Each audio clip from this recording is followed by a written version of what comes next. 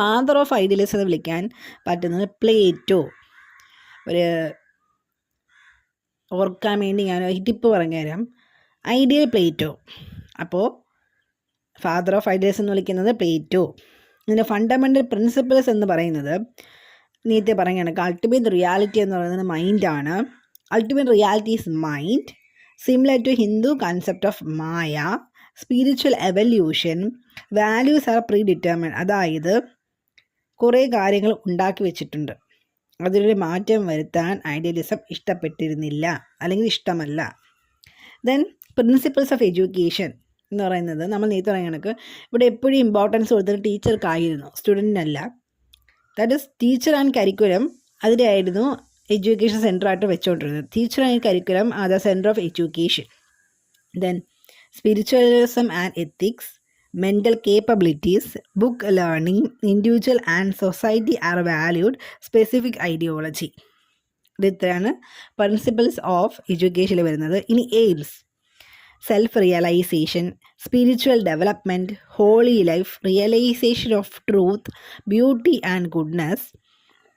കുട്ടി ജനിച്ചാൽ പിന്നെ സ്പിരിച്വൽ പാതയിൽ പോകണം, അതായത് കുട്ടി സ്പിരിച്വൽ പാതയിൽ പോകണമെന്നാണ് ഐഡിയലിസത്തിൻ്റെ എയിംസിലൊന്നായിട്ട് പറയുന്നത്.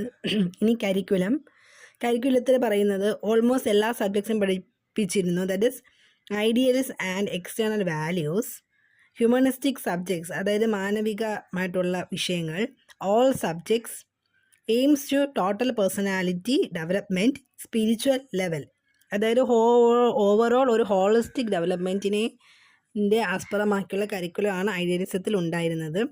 ഇനി മെത്തേഡ്സ് ഓഫ് ടീച്ചിങ്, ഒരു പ്രത്യേകതരമായിട്ടുള്ള മെത്തേഡ്സ് ഒന്നുമല്ല, പലവിധ മെത്തേഡ്സ് ഉപയോഗിച്ചിട്ടാണ് ഒരു ടീച്ചിങ് നടത്തിക്കൊണ്ടിരുന്നത്. That is no specific and definite method of teaching, but there are many methods like question and answer, conversation, dialogue, discussion, lecture, argumentation, interaction, intersection, book study, etc. ഇത് discipline എന്ന് പറയുന്നത് strict freedom ആയിരുന്നു. പിന്നെ ഒരു important കാര്യം ഐഡിയലിസത്തിൽ പറയാനുള്ളത്, ഇത് teacher എന്ന് പറയുന്ന ഒരു ഗാർഡനറാണ്, ഒരു തോട്ടക്കാരനാണ്. Same time the teacher is a spiritual father of the child as well as a Gardner.